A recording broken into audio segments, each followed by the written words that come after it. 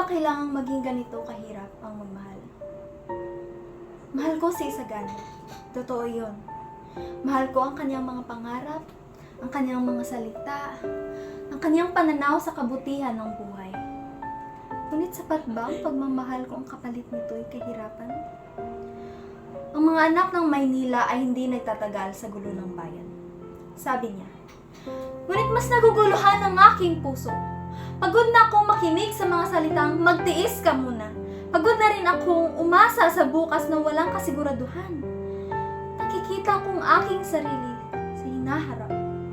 Isang babaeng naghihintay. Isang babaeng umaasa.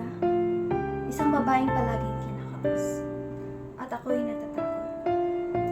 Ayokong maging katulad ng mga babaeng umiiyak sa gilid nang dahil sa kanilang piniling mahalin.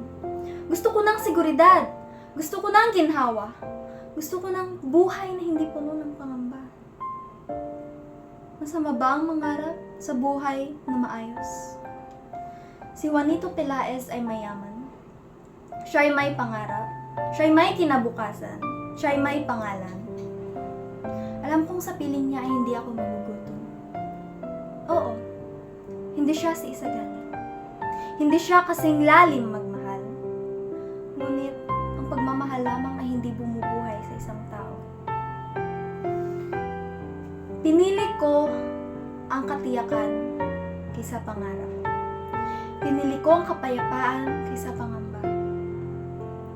At kung ito man ang makapagsasama sa aking paningin, tatanggapin ko. Dala ko lamang ay si Paulita Gomez, isang babaeng